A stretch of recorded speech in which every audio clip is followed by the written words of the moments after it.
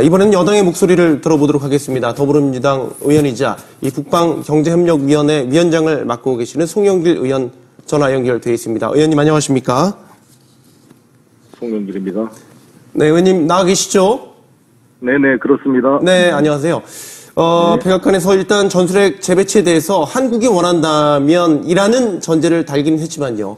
북핵 위협을 억제하기 위해서 심각히 검토돼야 한다 이런 이야기를 했습니다. 의원님께서 일단 이 내용 어떻게 들으셨는지 궁금합니다. 공식적 입장인지는 아직 확인이 안 되고 있고요. 일단 우리 정부의 입장은 전술핵은 고려하지 않고 있다라고 생각합니다. 저 역시 같은 생각이고요. 전술핵보다 중요한 것은 전시작전권을 회수하는 게 중요하고 북한의 핵 발전, 도발을 중단시키는 것이 무엇보다도 필요한 시점이라고 생각합니다.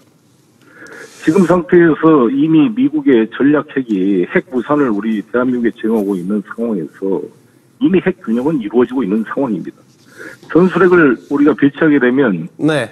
사실상 한반도 비핵화 원칙을 우리가 포기하면서 북한 핵을 용인하게 되는 것이 아니겠습니까? 네. 그 전술핵을 지금 배치하려면 다시 생산을 해야 되는데 핵실험도 해야 될 것입니다. 이 전술핵을 만들 때.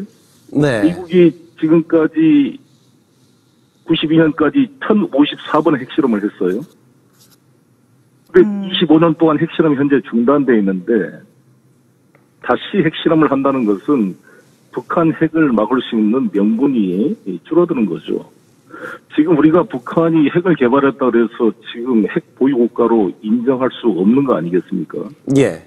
어떤 형태로든지 제재와 대화 압박과 병행을 해서 핵의 추가적인 개발을 중단시키고 장기적으로 핵을 폐쇄시켜 나가는 것으로 나가는 것이 미국과 우리 한국의 공통된 목표라고 생각합니다.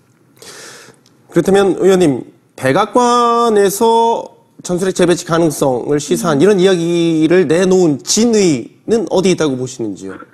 아시다시피 트럼프 대통령의 발언은 계속 이렇게 상호 모순되고 충동적인 면이 있기 때문에 트럼프 대통령의 직접 발언도 아니고 이것은 한 방송에서 나온 이야기 아니겠습니까? 네. 현재까지 우리 정부에서는 미국 정부의 공식적 그런 입장을 들은 바 없습니다. 네, 그런데 한편 이 자유한국당에서는 이 트럼프 대통령의 전술핵 재배치를 요구하는 서한을 발송하기로 했잖아요. 지금 비상사태라면 대한민국 자체가 NPT 탈퇴를 해야 한다. 다양한 의견들이 나오고 있는데 이 부분에 대해서는 어떻게 보십니까? 안보 파퓰리즘의 전형이라고 생각합니다. 지금 왜 미국 대통령한테 미국 무기를 우리나라에 배치해달라고 요청을 합니까? 이게 저는 주권국가의 국회의원의 자세인지 저는 의심스럽습니다. 실제로 지금 필요한 것은 전시작전권을 회수해서 우리 국가 주권을 우리가 갖는 것이 중요하다고 봅니다. 그렇지 않고서는 코리아 패싱이 불가피해요.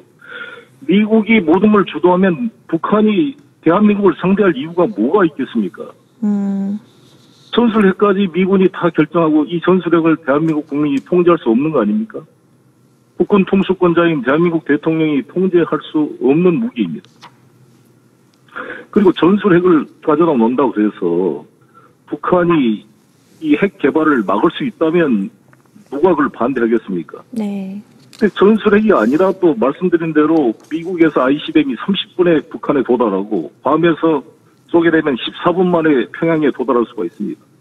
이런 막강한 화력을 5,000개가 넘는 핵무기를 가지고 있는 미국이 핵 우산을 제공하고 있는 거 아니겠습니까? 네. 만약에 미국이 우리에게 핵 우산을 제공하지 않는다면 대한민국은 핵을 개발하게 될 것입니다. 그렇기 때문에 대한민국 핵 개발을 막고 NPT 체제를 유지하기 위해서 미국은 불가피하게 핵 우산을 제공하고 있는 것입니다. 저는 지금 전술핵을 가져다 놓게 되면 완전히 한반도를 이제 핵전쟁의 판도라 상자를 여는 핵무기 경제로 가게 된다고 봅니다. 너무너무 위험한 일이 발생할 수 있다고 생각합니다. 네. 지금 가장 필요한 것은 북한과 미국이 상호간에 핵 선제 공격 전략을 포기시키는 게 매우 중요하다고 저는 생각합니다. 네. 의원님, 그런데요.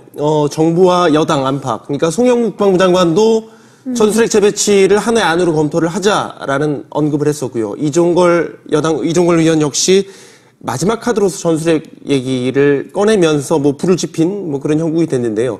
정부와 여당 안팎에서 이런 나오는 얘기들 어떤 의미에서 이런 이야기가 나왔다고 보시는지요?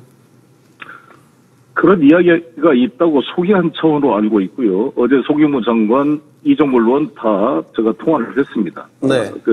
전혀 저희들과 입장이 같다는 것을 다시 한번 확인했고요. 예. 지금 전술핵 문제를 논의하는 것은 전형적인 저는 이 상황을 더 악화시킬 수 있다 이렇게 저는 생각합니다. 그렇다면 이 한자까지 그리고 북한이든 네네. 미국이든 다 이렇게 말하잖아요. 자기들을 공격하면은 대량 포복을 하겠다. 서로 간에 이렇게 이야기를 하고 있는데 핵을 안 가진 나라에 대해서 핵으로 선제 공격을 하면 안 되는 거 아니겠습니까? 네. 핵이라는 것은 상징적으로 공포의 균형으로 전쟁을 막기 위한 상징적 무기이지 이게 실제 사용 가능한 무기 개념으로 바뀌는 것은 매우 위험하다고 봅니다. 그게 전술핵인데 제가 어제도 말씀드렸던 것처럼 현재 북한의 ICBM은 미국 본토를 상대로 한 무기 아닙니까?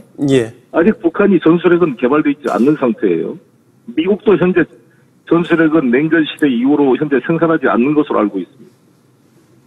이것을 미국이 다시 생산을 시작한다면 사실상 전술핵 경쟁이 러시아와 중국도 당연히 전술핵 개발에 들어가게 될 것이고 북한도 전술핵 개발을 유도하게 되면 이 전 세계가 어떻게 되겠어요?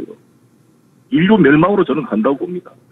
전술핵이라는 것은 핵 배낭이라든지 핵 지뢰 이렇게 조그만하게 이동할 수 있는 개인도 들고 다닐 수 있는 그런 사용 가능한 무기를 만들겠다는 건데 이게 만약에 테러 집단 손에 들어간다고 생각해 보십시오. 예. 이것은 전 세계에 정말 그 지옥을 만드는 판도라 상자를 여는 꼴이 될 것이라고 생각합니다. 네. 의원님, 그렇다면 네. 이 현재까지 여당 입장은 전술핵 재배치가 없다 이렇게 이해하면 될까요? 그렇습니다. 알겠습니다. 오늘 전화 연결 감사드립니다. 네, 감사합니다. 네. 더불어민주당 송영길 의원과 전술핵 재배치와 관련해서 입장 들어봤습니다.